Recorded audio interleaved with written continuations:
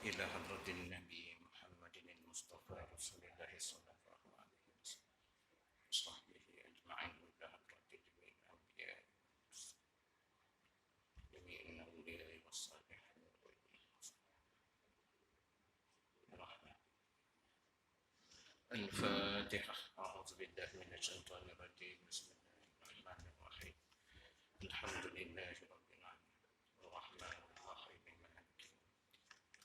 إياك نعبد وإياك نستعين اهدنا الصراط المستقيم صراط الذين أنعمت عليهم غير المغضوب عليهم ولا الضالين.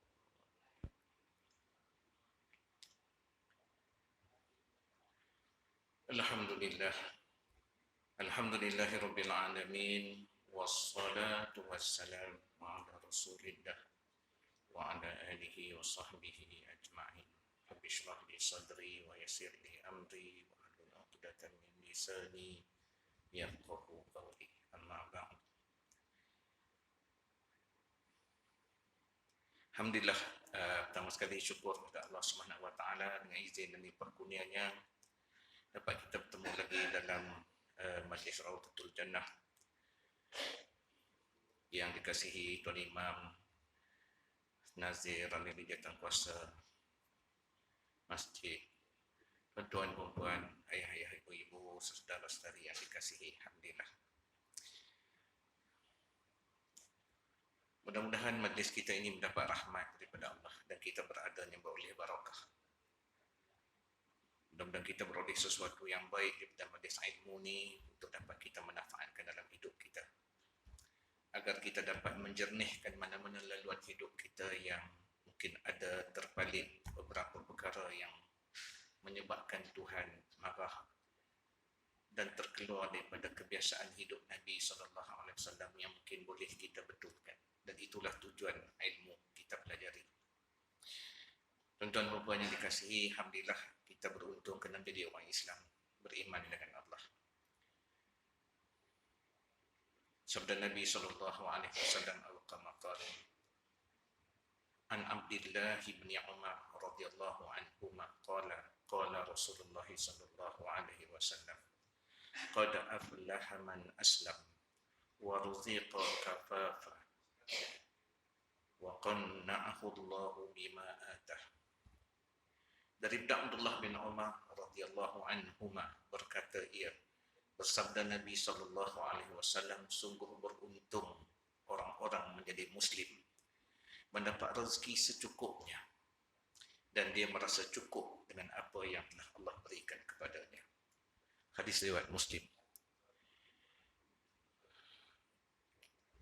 Hadis ini menceritakan kepada kita tentang betapa pentingnya kita menjadi orang Islam. Sebab banyak mana pun dosa, banyak mana pun salah, selagi dia tidak syirik, dia buat dosa-dosa besar, dia susah di padang mahsyar, dia susah di atas timbangan mizan, dia susah di atas sirat, dan ada sebagainya terjun dalam neraka. Wal'ayazubillahi min zalik. Tapi dia akan ke syurga juga sebab dia Islam. Para nabi, para rasul sebelum mereka mati, mereka berpesan kepada umatnya. Pesan yang dipesan oleh khatib atas mimbar tiap-tiap hari Jumaat. Ittaqullaha haqqa tuqatih, sambungnya, wala tamutunna illa wa antum muslim. Bertakwalah pada Allah dengan sebenar-benar takwa dan janganlah kamu mati melainkan kamu seorang muslim. Nak cerita apa? Keberuntungan jadi orang Islam. Baik. Apabila kita telah ketahui begini, lalu kita berkata, kenapa orang Islam juga kadang-kadang kena ujian yang kadang kita tengok dengan mata lebih berat daripada orang di luar Islam? Masalahnya, ada beberapa di sini. Jika dia berbuat baik dan Tuhan suka padanya, maka Tuhan uji dia. Siapa yang paling banyak kena? Nabi-nabi, rasul-rasul. Asyadul bala al-anbiya, seberat-berat ujian kepada para nabi. Supaya kalau kita, orang di belakang kena, kita kata apa? Rasul pun kena. Kalau tidak pada Rasul-Rasul sebelum kita. Nak cerita apa sejarah para Nabi, orang yang hampir dengan Allah ini, Allah uji. Dan mereka makin hampir dengan Allah. Sama ada ujian tu berbentuk musibah atau benda tu yang nampak lahir macam baik. Bukan salah kita. Contoh, Nabi Yusuf dengan wanita yang disebut dalam Al-Quran, setengah mengatakan Zulaikha. Bukan salah dia. Dia kunci pintu. Yusuf pula bekerja untuk suaminya. Bila dia panggil masuk, dia kunci. Apa kata Allah dalam Quran? Hampir-hampir condong hati Yusuf, laki-laki, kepada Zulaikha, dan kami selamatkannya. Kenapa Tuhan boleh selamat? Sebab sifat takwa. Jadi kalau orang Islam ni diuji, Allah lepaskan. Sayyidatina Aisyah kena uji dalam hadisul ifk, kena fitnah dengan Safwan, dipelopori oleh Abdullah bin Ubay bin Salul. Allah lepaskan sebab sifat takwanya Aisyah.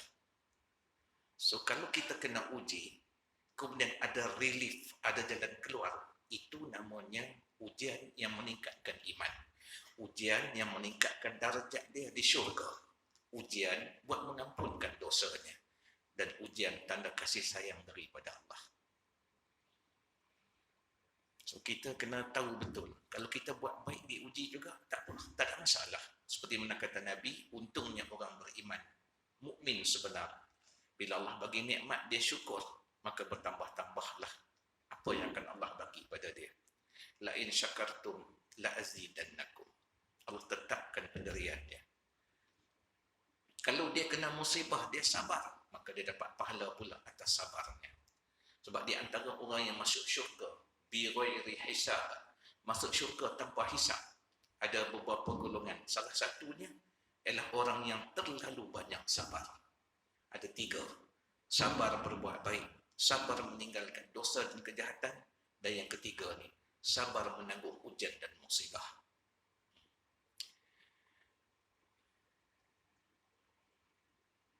Jadi kita nak buat macam mana hidup kita supaya berada di pihak Allah. Kita kena rajin rujuk pada Allah. Antaranya, tajuk saya pada malam itu, apa saya nak ambil kesemuanya pada kitab Qalbun Salim. Okay? Kitab ni bagus tuan-tuan. Qalbun Salim maksudnya apa? Hati yang sejahtera. Ada ayat tak tentang hal ini? Ada. Yaumala yanfa'u malun wala banun illa man atallaha biqalbin salim. Hari akhirat, hari yang tak ada guna harta dan anak pinak, melainkan orang yang pulang pada Allah membawa qalbun salim, hati yang sejahtera. Apa hati yang sejahtera? Iman yang hakiki, iman yang tidak dicelahi oleh syak, zon maupun waham. Syak 50 yakin, 50 tidak. Zon 75% yakin, 25% ada keraguan dengan Allah. Waham 25% yakin, 75% keraguan. Jadi orang yang hati sejahtera, qalbun salim ni, dia 100% dengan Allah. Lebih-lebih waktu nak mati. Sebab tu kita makin lama kita hidup ni, kita kena lepaskanlah benda-benda yang boleh menyekat kita daripada sangkut waktu nak balik. Baik dengan Allah atau dengan manusia. Kena selesaikan kalau benda yang patut selesai. Hutang, kesalahan, kena selesaikan. So nak balik jumpa Allah ni, yang dengan Allah pun kena selesaikan.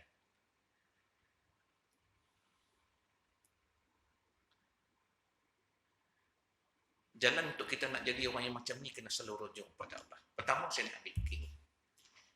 Solat. Solat itu sendiri adalah doa. Malah dalam solat pun banyak doa. Apabila Rasulullah SAW di-Isra dan Mi'rajkan, dijalankan sampai Baitul Maqdis, kemudian di-Mi'rajkan, dipelawa Allah untuk bertemu dengannya. Ketika Rasulullah di-Mi'rajkan bertemu dengan Allah, selepas berlaku beberapa peristiwa, maka datanglah ketentuan. Apa dia? Perintah salat. Berapa waktu? 50. Tentang dengar, saya nak cerita sudut lain. 50 waktu. Bertemu dengan Nabi Musa. Nabi Musa ni minta Rasulullah ni kurangkan jumpa dengan Allah balik. Pasal apa Nabi Musa minta kurang, tuan-tuan? Rupanya Bani Israel ni zaman Nabi Musa perintah solat dia 50 waktu. Nabi Musa kata apa? Umatku gagah pun berat melakukannya, apalagi umat kau yang lemah. Umat Nabi Musa ni memang kuat. Memang kuat. Memang gagah-gagah orang ni. 50 waktu. Saya duk kira tentang 50 waktu ni dalam 24 jam. Kalau kita bahagi sama rata lah, duk ada dekat 20.8 minit. Dekat 21 minit. Petinya tuan, 21 minit azan qamat. 21 minit azan qamat. Kira yang fardu ni. Belum hak sunat ni, 50 waktu. Allah tak aku duduk atas highway. Tak sempat nak musafir. Cerita tu. Kita kata apa? Rasulullah naik jumpa. Naiklah senang sebut. Sebab kedudukan tu nak letak Allah tu bukan tempat. Tapi cerita tinggi tempatnya. Kedudukan Allah tu. Jadi bila dah bertemu, jumpa dengan Allah, Allah kurangkan 5 sampai tinggal akhirnya 5. 5 tu difardukan. Baik, soalan paling besar di sini yang para ulama bahaskan, Allah tak tahu ke yang Rasulullah akan jumpa dengan Nabi Musa? Tahu? Allah tak tahu ke Nabi Musa tu akan minta dia kurang? Tahu. Semua tu dalam perancangan Allah lah. Tapi kenapa Allah tak sebut 5 terus bagi sampai 50? Ni yang ulama bahaskan. Dia bahaskan apa? Rupanya tuan-tuan, memang perintah solat tu 50. Allah nak cerita apa? Nak cerita betapa pentingnya umat tu, hamba Allah ni selalu jumpa dengan Allah. Rujuk dengan Allah. Mengadu dengan Allah. Minta ampun dengan Allah. Sebab kita perlukan Allah. Tak ada orang boleh selesai hajat kita. Allah dia. Kita bukan boleh pegang hati orang. Tak usah sebut orang, dia orang dekat dengan kita, anak kita. Ada yang baik, ada yang kurang sikit. Ada yang cerdik, ada yang kurang pula. Ada yang akhlak bagus, akademik pula kurang. Walaupun kita bagi sama rata. Macam tu cerita dia. Isteri kita, suami kita. Ada yang kita suka dengan dia, ada part yang mencuka. Ada suami bila anniversary bagi rantai. Ada suami bila anniversary bagi cerai. Ada pula. Semua tu penyakit. Ada anak kita senang dapat jodoh. Ada anak kita tak temu jodoh, temu dengan bodoh. Ada pula. Awal-awal jumpa dah suruh belanja orang. Itu belum lagi kahwin. Nak cerita apa? Hidup dunia ni tak ada betul-betul perfect. Jadi kita nak mengadu dengan siapa? Minta pertolongan. Supaya jalan kita tu betul. Tak banyak buat silap. Dengan Allah je. Sebab apa? Sebab dalam solat tu ada doa. Pertemuan dengan Allah, minta, mohon. Lebih-lebih lagi lepas solat kita minta dengan Allah. Jadi malam ni tempat kita nak khususkan bab doa ni. Betapa pentingnya. Bukan pasal COVID. COVID ni pun satu bab lah. Nak cerita memang kita lemah. Satu dunia fikir tak jumpa lagi vaksin sampai sekarang pun. Kita duk rasa macam kita lepas. Tuhan naikkan balik. Macam tu cerita dia. Hak Allah. Ada orang kata konspirasi ke apa. Saya tertarik dengan satu orang, wartawan Kompas, Akhbar Indonesia. Dia tanya dekat seorang Profesor Madya dekat UPM. Dia kata, Bapak Profesor, bagaimana kerajaan Malaysia menangani COVID? Dia kata kerajaan Malaysia belum mau berdamai dengan COVID. Artinya tak ada bagi kelonggaran langsung. Dalam tak bagi kelonggaran ni, kena macam ni. Belum mau berdamai. Dia kata bagaimana kita di Indonesia masih berkata bahawa COVID ni adalah konspirasi. Wartawan ni kata. Profesor ni kata apa? Bagus tak? Dia kata apa? Saya bertanya kamu, dia tanya ke wartawan ni. Kalau rumah kamu terbakar, kamu mencari siapa yang membakar rumah kamu ataupun kamu padamkan api? Tentu saya padamkan api. Dan itu yang dibuat oleh kerajaan Malaysia. Tak usah fikir siapa nak buat. Fikir kemudian. Bagi selesai dulu sakit ni. Macam mana nak bagi kurang? Macam mana nak bagi, kalau boleh, selesai dengan cepat. Sebab kita jangan kata kita minta dengan Allah saja. Allah juga nak tengok kamu ikut kaedah atau tidak. Itu yang Asy-Syahid Imam Asad Al-Banna kata apa? Satu perjuangan. Kita senang berjuang sekarang. Satu perjuangan yang hak tapi tidak punya nizam. Apa dia nizam? Sistem. Akan dikalahkan oleh satu perjuangan yang batil tapi punya nizam, punya sistem. Berarti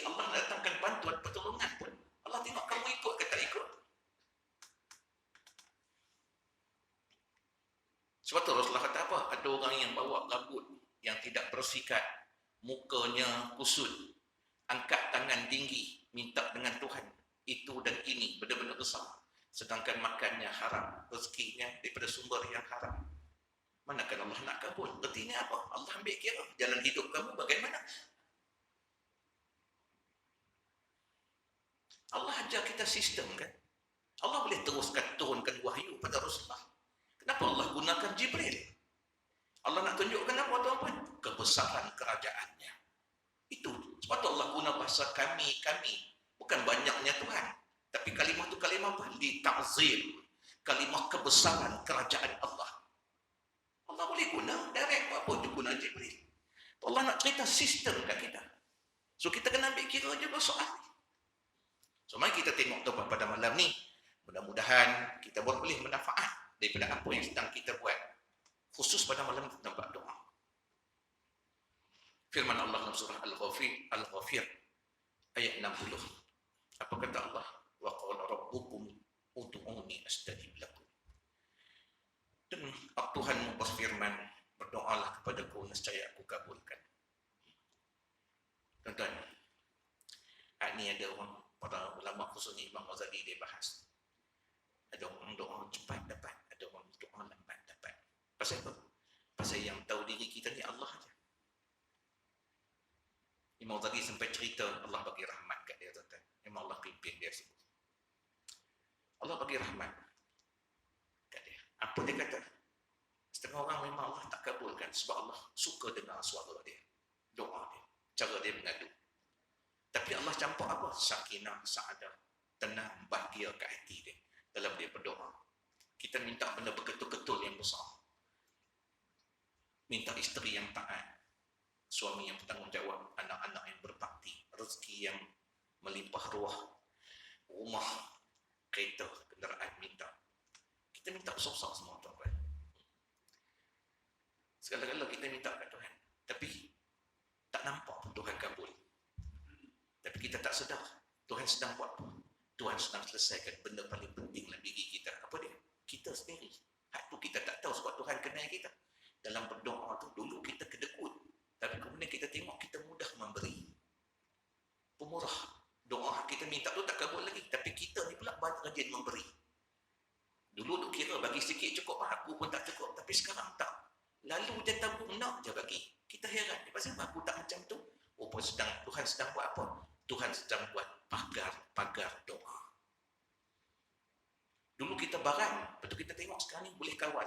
Dulu kalau keluar ataupun orang jelok aja, potong lain dekat tol orang masuk aja. Sampai boleh maki, horn komen panjang, boleh angkat isyarat lucah. Tapi sekarang boleh pujuk hati, tak apalah. Dia ada benda penting kot. Bini dia nak bersalin kot. Boleh pujuk hati. Kita heran, pasal kita macam tu. Tuhan sedang buang barang dan sedang tanamkan tenang di hati kita. Apa sedang berlaku sebenarnya? Rupanya Tuhan sedang membina pagar-pagar untuk diri kita supaya nanti bila Tuhan bagi yang besar-besar tu, kita tidak kedekut, kita tidak pemarah, kita tidak sombong, kita tak pentingkan diri. Tuhan sedang buat yang tu dulu, bersihkan dalaman kita. Sebab tu kalau kita faham tuan-puan, kita ni doa aja. Hak nak bagi kita ni Allah. Kenapa? Dia lebih tahu tuan-puan apa yang kita perlu sebenarnya. Tapi Tuhan suruh kita minta tu sistem, kaedah. Kalau kita tak minta, Tuhan tahu tak? Tuhan tahu. Tapi Tuhan suka nak dengar suara kita. Ini kata pilihan. Baik, dengar sekarang. Ini hadis panjang tuan-tuan daripada Abu Hurairah. Meriwayatkan kata Nabi apa? Apabila lahir dia seorang anak Adam, maka tergantunglah di lehernya. Tuan tengok ni. Tergantunglah di lehernya sa'adah dan syakawah. Bahagia dan celaka. Dah tergantung dah. Berarti apa? Tuhan dah tulis dah tuan-tuan. Umur kita panjang mana? Kecil duduk kat mana? Lahir dalam keluarga macam mana? Siapa mak kita? Siapa bapa kita? Adik-beradik kita berapa? Sekolah kat mana? Patut ayah kita pindah sekali. Akhir berakhir duduk di mana? Duduk dekat seksyen 20 Shah Alam. Contoh macam tu. Kahwin dengan siapa? Kerja di mana? Berhenti kerja. Semua tu ada catatan. Ni yang golongan Jabariyah kata apa? Tak payah usaha lah. Sebab semua Tuhan dah tahu. Mungkin aku memang ahli neraka dah. Contoh itulah. Tak, tuan-tuan. Sebab tu dalam Islam dia ada satu kaedah hadis riwayat Tirmizi. Apa dia kata? La yaruddul qada illa du'a. Tidak akan mampu merubah takdir Allah melainkan doa. Berarti Tuhan tahu tak? Tuhan tahu. Pilihan mana kita nak buat Tuhan tahu tak? Tahu. Tapi Tuhan nak tengok engkau buat pilihan mana. Kalau kau buat ni, ini takdirnya. Kalau kau buat ini takdirnya. Semua dah termaktub. Tapi Tuhan nak tengok hang pilih yang mana. Pilihan tu penting. Contoh. Oh, whiteboard tak ada. Ada. Tak apalah. Di tuan-puan ada yang lindung, ada yang tidak. Kita dengar ni. Nak cerita hidup kita ni pun doa. Contoh. WHO ni apa tuan-tuan? World Health Organization. Kementerian Kesihatan Malaysia pun sebut benda yang sama. Apa dia? Dia kata, keperluan gula untuk satu orang satu hari adalah 25 gram. 25 gram, itulah gula. Gula bukan hanya yang minum tuan-tuan, termasuk yang buat kuih tu. Termasuk yang duduk dalam nasi itu, kanji itu. Semua tu 25 gram dia. Tuan-tuan, penagih dadah. Dia kalau ambil dadah bawah 15 gram, dikira penagih. Kalau dia ambil atas 5 gram, dia dikira pengedar. Apa kaitan dadah dengan gula? Tak ada kaitan apa pun. Nak cerita kita aja. Siapa ambil gula lebih daripada 25 gram, dikira penagih gula. Itu je. So, cerita dia macam ni. Kita minta doa ke tuan-tuan, nak kena potong kaki, subhanallah. Tak minta Minta kakak kena kecil manis? Tak. Minta kakak kena dialisis? Tak. Tapi cara hidup kita? Contoh, saya ambil kira-kira, saya buat kira macam ni. Kalau ada slide, saya boleh tunjuk tuan-tuan. Satu hari 30 gram cukuplah. Saya kira. Kali dengan 24 jam. Kali dengan 30 hari. Kali dengan 12 bulan setahun. Kali dengan 70. 70 tu apa? Tahun. Itu pun saya kira dia start ambil manis umur 10 tahun. Jadi 10 sampai 70, 60 tahun. Pasal buat tak sampai 70 tahun? Sebab Kementerian Kesihatan kata jangka hayat rakyat Malaysia boleh sampai 70 tahun. Soal ketentuan Allah, soal lain. Nak cerita, jangka hayat boleh sampai ke situ.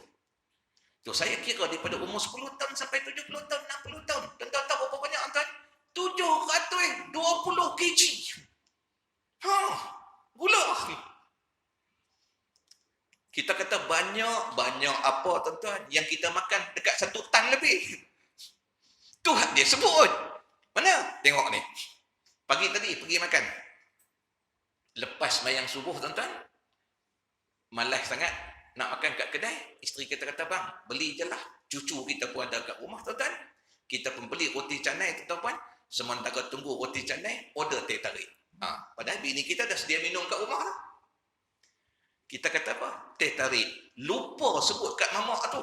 Kurang manis. Dia buat main tuan-puan. Mamak kalau letak teh tarik tuan-puan, gula 1/3. Bukan dekat potong kaki, potong paha tuan-tuan. Kita pun minum. Kita minum asam manis. Kita buat apa? Minta air kosong kat mamak tu. Minta air kosong, air panas tuan-puan. Tuang gula tu, tuang teh tarik tu masuk dalam cawan tu. Dia kata, ni baru kurang manis. Bukan masalah kurang manis. Kita ambil gula yang sama masuk dalam badan. Tu dia. Ni cara fikir tak pernah elok tuan-puan. Tengah duduk roti canai nak siap, mai kawan kita pula, dia pun order juga. Dia tahan order apa? Roti canai. Ini habis dah? Habis. Tak apa. Aku belanja hang hari ni. Dengar kata belanja, minum juga secawan lagi. Hak tu nak tu. Kita bukan sedar tuan-tuan. Patut tengah hari. Patut bila makan nasi tengah hari, kita jangan ambil manis dah. Sebab apa? Pagi tadi dah cukup 25 gram, entah lebih dah. Nasi tu pun ada gula. Minumlah air kosong. Kena pula goreng pisang waktu petang. Minum kopi ke teh ke jangan ada gula. Dah bubuh gula juga. Tak apa. Niat ubat. Angah kita ubat. Mari malam tuan-puan, ni lepas ceramah ni, ada juga ni kaki duk pergi kena, dia tarik lagi tak selesai ni. Bukan boleh tidur malam, dia macam Parkinson. Tak boleh lena. Lagi tak kena teh tarik, pergi kedai mamak, kena pula teh tarik. Hari ni saja berapa tuan-tuan? Takut lebih daripada 100 gram. Tahu-tahu mai umur 45, order ke hospital. Masuk, naik pitam semacam. Duduk kat hospital 3 hari, lepas tu result keluar. Doktor kata, cik punya kencing manis ni nasib baik cik selamat sampai. Kenapa doktor? 35. Mak, oi. 35. Duduk kat hospital sampai seminggu, tuan-tuan. Waktu nak discharge tu tanya doktor, lepas ni saya boleh makan gula ke? Ni, nak mati awal ke? Doktor pun cengih, tuan-tuan. Dok. Doktor kata apa? Tak boleh ambil gula dah. Sampai bila doktor? Sampai mati. Tuan-tuan, katalah umur kita sampai 70, kita tak mati. Kalau Allah kata umur 70 mati, umur 70 nak mati. Katanya daripada umur 45 tahun nak sampai ke umur 70 tahun tu, 25 tahun. 25 tahun tak makan gula. Kita duduk kat kereta sebelah, tengok Cina. Ya Allah, dah lah bukan Islam, kafir. Sihat, anak pula elok. Aku ni tak pernah derhaka pada Allah. Ni yang jadi kat hati orang Islam. Dia kata apa? Di mana keadilanmu Tuhan? Tengok pula kat sebelah tu India. Agama Hindu, kafir. Ya Allah, di mana keadilanmu? Orang tu bukan Islam. Tak sembah engkau. Kau bagi hidup dia sihat. Kenapa aku taat pada engkau? Engkau bagi hidup aku macam ni. Soalnya, dia jaga sistem. Sistem ni cerita. Tak cukup takat minta bagi sihat. Kita doa tak kencing manis datang. Tak, tapi jaga hidup. Mana yang 45 tahun, rupanya, malaikat hak duk kira sabri yang kau makan gula pagi tadi, engkau kawan kau belanja engkau, lepas tu tengah hari kau ambil lagi, sampai satu hari kau makan banyak ni, kali dengan 45 tahun, rupanya dah habis stok 750. Habis dah.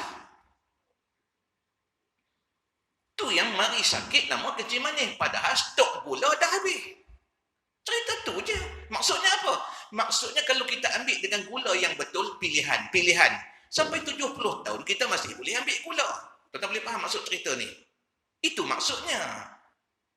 Peruntukan tu ada. Pilihan kita buat macam mana? So kita boleh hidup sampai 70 tahun kalau jangka hayat kita sampai. Dengan tidak ada kencing manis ataupun datang kencing manis sikit je dalam kawalan. Gula tetap boleh ambil. Sebab cara ambil gula kita tu kena. Begitulah yang lain-lain. Boleh tuan setakat ni? Hak ni pun dah dekat nak isyak lah tuan-tuan. Baik, saya nak habiskan ni. Bab doa ni, nak cerita. Bagaimana doa tu boleh jadi walaupun kita tak angkat tangan. Saya nak ambil benda-benda yang jarang disentuh. Tapi mudah-mudahan kita dapat ubah diri dan perangai kita, tuan-tuan. Saya sendirilah. Kita tengok. Dalam sepotong hadis riwayat oleh Abu Ya'la, apa kata Nabi SAW? At-taqal ad-du'a silahul mu'minin. Doa ni senjata orang mukmin. Maksudnya pun tuan-tuan, maksud senjata sungguh. Bukan senjata nak lawan musuh saja. Nak kawal diri kita dia terjebak dalam dosa, berbuat kejahatan. Macam saya kata tuan-tuan, ni, kita balik rumah. Ni, komputer depan rumah ni. Minta anak kita kalau kita tak pandai. Setengah orang tak pandai tuan-tuan. Dia ambil mouse tu, dia letak dekat komputer tu. Nak suruh komputer tu berjalan. Memang tak pandai kan?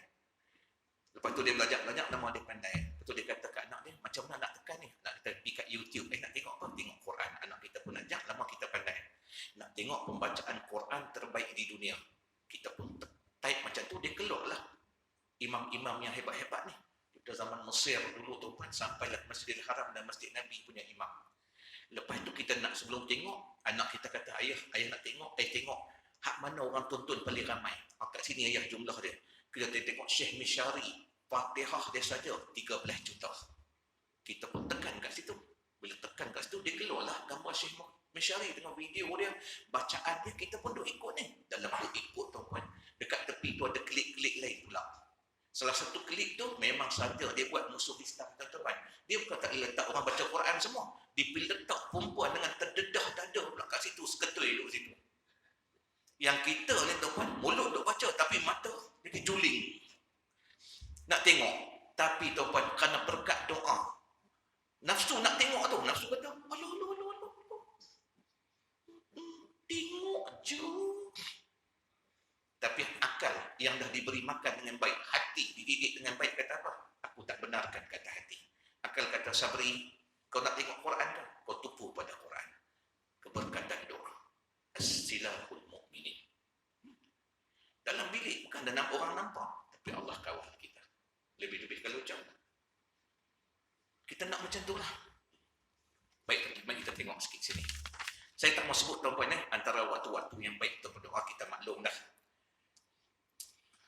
Antara azan dan iqamah, waktu hujan turun, hari Jumaat. Hari Jumaat ni pun ada dua tempat. Pertama, suatu khatib duduk atas mimbar khutbah sampai habis Jumaat.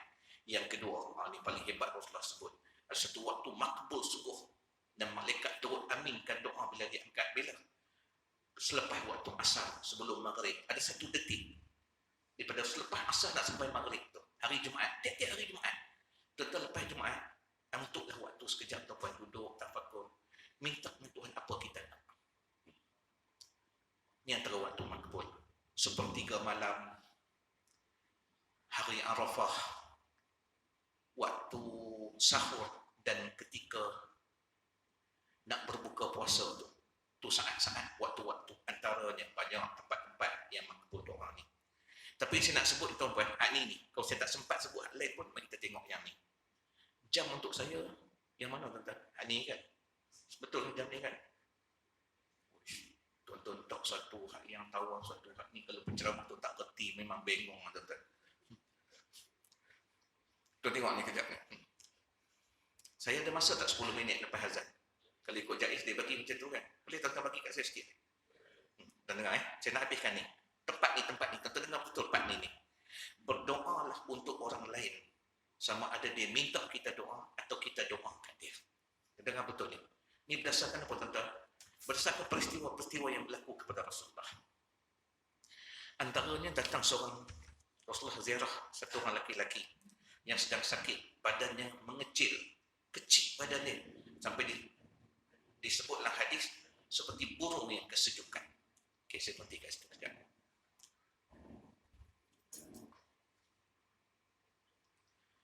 Baik tuan, pada tadi Rasulullah pergi ziarah seorang laki-laki yang sedang sakit, badannya mengecil seperti burung yang tidak makan. Rasulullah tengok dia, Rasulullah terus tengok dia, Rasulullah kata pada dia, Rasulullah ni sadiqul masduq, dipimpin oleh Allah lidahnya. Dia kata, kamu ada cakap apa-apa ke? Kamu ada minta apa-apa kepada Allah? Lelaki ni kata, ada. Saya mengadu dengan Tuhan. Saya kata, ya Allah, jika ada sesuatu yang tak selesai antara aku dengan kau. Oh, ni hebat. Sahabat Nabi, al-Muqarrabun, hampir dengan Allah. Dia kalau dosa tu, dia rasa macam gunung besar nak hampak atas kepala. So, dia tanya Tuhan, dia kata, ya Allah, kalaulah ada dosa-dosa aku dengan kau yang tak selesai kat dunia ni, kau selesailah. Bagi kat aku, biar aku tanggung di dunia ni. Supaya aku jumpa dengan kau, tak ada langsung dosa yang aku bawa. Rasulullah kata, kenapa kau berminta demikian? Kau takkan mampu menanggungnya. Maka Rasulullah ajar. Rasulullah kata apa? Bacalah doa ini. Apa Rasulullah ajar dia? Allahumma atina fid dunya hasanah wa fil akhirati hasanah wa qina azabannar. Sahabat-sahabat yang ikut Nabi kata apa? Dia membaca doa itu, kemudian kami lihat dia sembuh dari sakitnya. Doa yang Imam Malik kata apa? Jika kamu tak sempat untuk berdoa, doalah dengan doa ini. Anas bin Malik berkata, Imam Muslim ceritakan tentang sifat Anas. Dia kata Anas bin Malik ni, kalau dia doa banyak sekalipun, dia tidak akan tinggal menyertakan doa Rabbana atina dalam doanya. Kalau dia doa satu doa aja, maka Anas akan berdoa dengan Rabbana atina. Pada tengok Rasulullah, paling banyak Rasulullah berdoa. Rasulullah berdoa dengan Rabbana atina. Sebab dalam itu terkumpul segala-galanya, kebaikan dunia dan kebahagiaan akhirat. Rasulullah pernah ziarah seorang perempuan yang sawan, tarik, kancing gigi. Jumpa dia kata, Rasulullah, mintalah ke Allah agar Allah angkat sakit ni. Bukan apa, dia kata ke Rasulullah, saya bila kena sakit ni, saya tak sedar, saya tarik pakaian tu sampai terdedah aurat. Rasulullah kata kat dia, tengok ni hebatnya Rasulullah ni, pengasih betul dia. Dia kata, engkau ada dua. Aku mohon pada Allah sembuh sakit engkau. Atau yang kedua, engkau sabar dengan sakit ni. Dan gantinya adalah syurga. Perempuan ni dengar tu dia kata, ya Rasulullah, aku pilih yang kedua. Sahabat Nabi, tuan-tuan, Masya Allah. Pilih yang kedua, sabar dengan sakit tu. Tapi Rasulullah ni hebat. Dia terus berdoa dengan Allah, ya Allah, jika sakit ni mengenainya, maka ya Allah, janganlah sampai auratnya terdedah. Punya hebatnya Rasulullah. Kita nak cerita apa kat sini? Kalau kita jumpa orang baik, mintalah dia doakan kita. Tuh, nak cerita betul. Atau kalau orang datang jumpa kita, minta kita doa, doalah untuk dia. Sebab apa tuan-tuan? Benda baik ni kalau keluar pada mulut orang, artinya dia datang daripada Allah. Itu je. Dia bukan datang daripada syaitan. Tak ada syaitan suruh kita. Engkau kalau jumpa dia, kau mintalah doa. Syaitan manalah berubah jadi baik, tuan-tuan. Dia cerita anjuran Allah. Jadi kalau ada tu kita nampak orang baik, pergi balik kat kampung kita, dia ni orang baik. Walaupun dia tu orang biasa, khidmat dengan masjid, tuan-tuan, minta dia doakan kita. Doa dia mungkin makbul. Orang ni lurus dia dengan Allah. Orang lurus ni, tuan-tuan, kalau tuan-tuan tengok, dia ni kalau mari dalam majlis, he or she is nobody. Nobody. Dia mari kat majlis, tak bertambah meriah pun majlis dia. Kalau dia balik pun orang tak terasa kosong, sunyi pun majlis. Tapi dia kalau angkat tangan, tak ada malaikat tak aminkan doa dia. Antaranya Uwais Al-Qarani. Masya Allah. Nak pergi ke Mekah dah tu. Nak jumpa dengan Rasulullah. Tapi mak dia kata jangan pergi. Pilih untuk taat. Dan dia taat kat mak dia sampai Rasulullah wafat. Dia digelar oleh para sahabat sebagai seafdal tabi'in. Tabi'in paling aulah, paling hebat. Jadi doa tuan-tuan minta. Kalau kita ziarah tuan-tuan minta orang doakan kita. Kalau kita pergi ziarah hospital, doakan orang tu. Kalau anak kita jumpa kita, ayah, atuk, doakan doalah tuan-tuan, angkat tangan. Jangan kata insya-Allah, atuk tak pernah lupa. Dia bukan nak dengar yang tu. Dia nak dengar kita doakan dia. So angkat tangan doakan, ya Allah, engkau telah berikan Azlan ini menjadi cucuku. Ya Allah, kau berikanlah kebaikan yang banyak padanya. Contoh itulah. Peliharalah dia, ya Allah. Temukanlah dia dengan teman-teman yang baik. Jauhkanlah dia dari teman-teman yang buruk perangai. Tak hebat ke tuan-tuan? Kalau meminta doa, doakan dia. Atau kalau kita jumpa, sama ada kita nampak, dengar, ataupun kita baca sesuatu yang tak baik berlaku, tuan-tuan, macam musibah, doakan. Doakan dia. Sebab doa antara yang paling mustajab, kata Nabi, Allah memberitahu kepadaku antara doa paling mustajab ialah seorang saudara doa kepada saudaranya yang jauh. Yang kau tu tak tahu pun kau ni doakan dia. Kenapa? Dia kelas sungguh. Bukan atas sebab apa-apa pun. Tu kalau kita dengar kawan kita kena, ustaz ni kena, tuan guru ni kena. Tuan doa lah. Doa tak mesti angkat tangan. Doa tak bertempat. Doa bukan di atas masjid dan surau. Doa bukan khusus lepas semayang. Di mana kita sedar, di mana kita nampak, di mana kita dengar. Baca aja tuan-tuan, terus berdoa. Tengok orang buat maksiat, ya Allah, kau berilah petunjuk kepadanya. Tengok orang buat baik, ya Allah, panjangkanlah kebaikan baginya. Tengok ekonomi Islam, satu orang tu boleh bangunkan, ya Allah, panjangkanlah umurnya, makmurkanlah rezeki, dan jadikanlah dia bank kepada umat Islam. Doakan. Ini doa orang Islam pada orang Islam. Tuan-tuan tengok dia akan nanti pahala bertambah-tambah mana. Doa-doa kita yang kita doa pada orang. Allah akan kira kita berjaya atau tidak. Macam kita pergi kejut anak kita bangun subuh. Ketika kita doakan dia, tu kata bukan hanya minta doa, ya Allah jadikanlah anakku bangun subuh. Lepas tu kita pergi ke masjid. Dia tak bangun lagi. Pergilah kejut, tu sistem. Pergilah kejut dia. Kita balik tengok dia pun dia tak bangkit lagi. Kita pun kejut. Jangan kata je kat dia, menatang.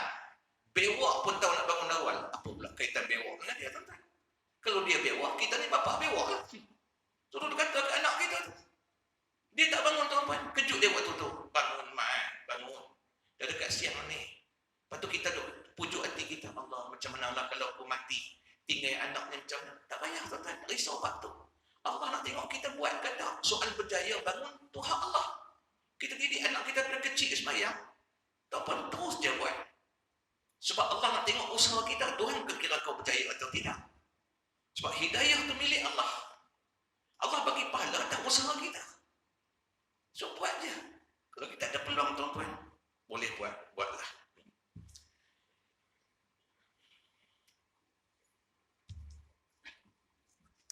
Saya nak sebut sikit kat sini, tuan-tuan. Penghujung cerita. Antara sebab-sebab doa terhalang, banyak, tuan-tuan. Banyak.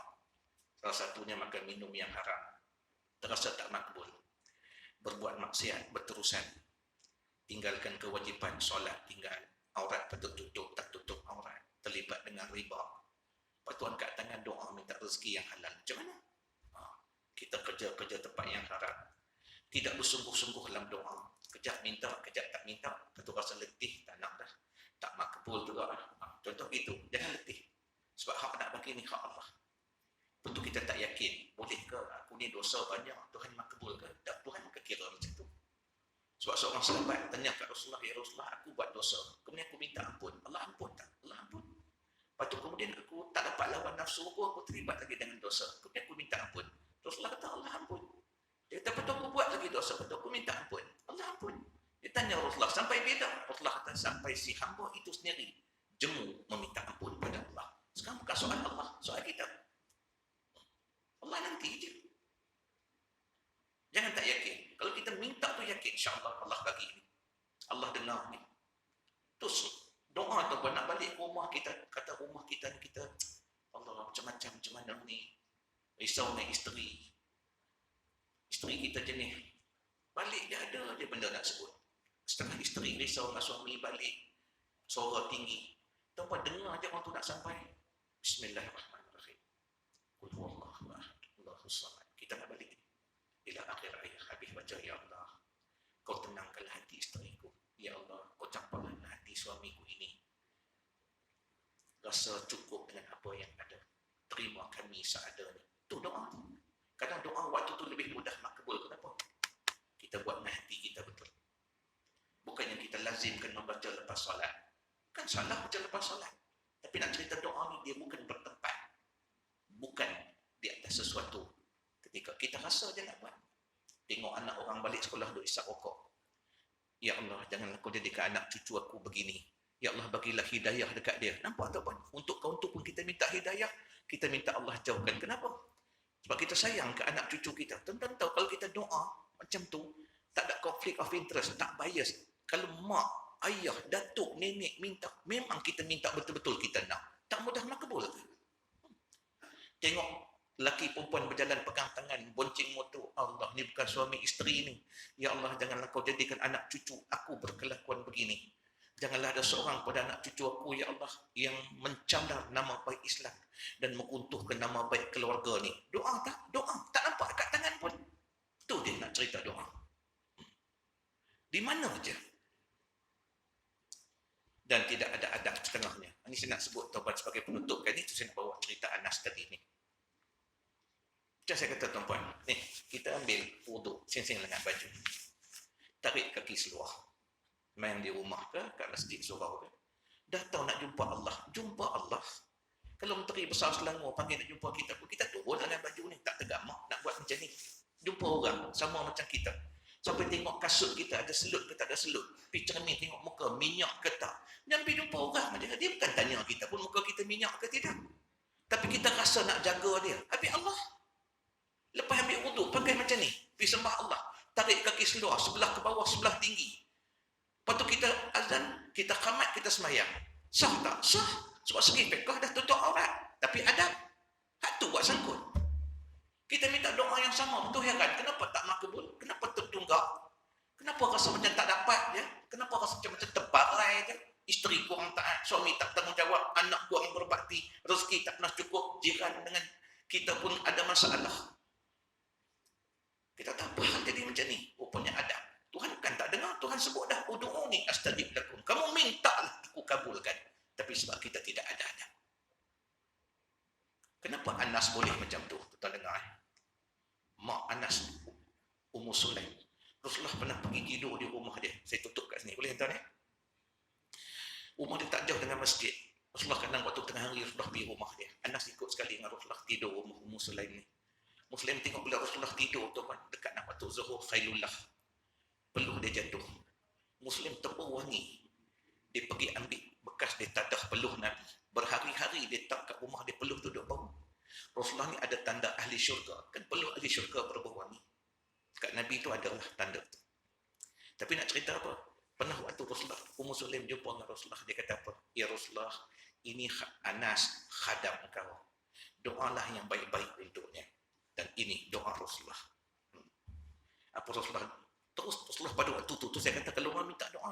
Rasulullah kata, Allahumma aksir ma lahu wa waladahu wa wasi' lahu fi darahu wa barik lahu fima a'taitahu wa ahsin amalahu wa ghfir lahu. Ya Allah, banyakkanlah hartanya, anaknya, luaskanlah rumahnya, berkatilah dia pada semua kurniamu kepadanya, dan perbaikilah amalannya, ampunilah dia. Imam Bukhari tulis dalam Adabul Mufrad, dia tulis tentang Anas ni, dapat berkat doa Rasulullah. Apa dia tuan-puan? Umurnya 103 tahun. Sihat tubuh badan, mata terang, telinga dengar. Tidak bongkok badannya. Anaknya, setengah riwayat kata 106 orang. Setengah riwayat kata 120 orang. Kita kata apa? Cawangan banyak. Cuba tengok cawangan banyak, dia dapat 120 tak? Berkat doa Nabi. Dah lah tu tuan-puan. Dia orang yang ketiga meriwayatkan hadis paling banyak. 2,286 hadis dia riwayatkan. Dia yang hebat tuan-puan. Berkat doa Nabi, rezeki ni. Kebun kurma orang lain berbuah setahun sekali. Hanya kebun kurma Anas bin Malik sahaja, khadam Nabi, berbuah 2 kali setahun. Tak ada dalam sejarah. Dia aja. Pertama, berkat doa Nabi. Yang kedua, jangan berhenti minta orang doakan kita. Kita tak tahu doa siapa yang akan makbul. Yang ketiga, beradablah. Dia khadam Nabi yang sangat beradab dengan Rasulullah. Dan Allah kabulkan hajatnya. Wallahu a'lam, ampun maaf. Mudah-mudahan Allah meredai kita semua. Allah mudahkan hidup kita. Allah jadikan apa yang kita minta mudah dikabulkan. Allah luruskan jalan hidup kita. Mudah dengan kebaikan. Seronok nak buat baik. Ditutup jalan dosa bagi kita. Hingga ditanamkan benci di hati kita kepada kejahatan dan dosa. Allah pelihara keluarga kita. Allah jauhkan kita pada wabak ni. Allah sembuhkan sahabat-sahabat kita yang sedang mengenai sakit ni. Mudah-mudahan Allah lindungi kita dunia dan akhirat. Wallahu a'lam. Assalamualaikum warahmatullahi wabarakatuh. Subhanallah wa bihamdika asyhadu an la ilaha illa anta astaghfiruka. Bismillahirrahmanirrahim. Wal 'ashr innal insana lafi khusr illa alladziina aamanu wa 'amilus shalihaati wa tawassaw bil haqq wa tawassaw bis sabr.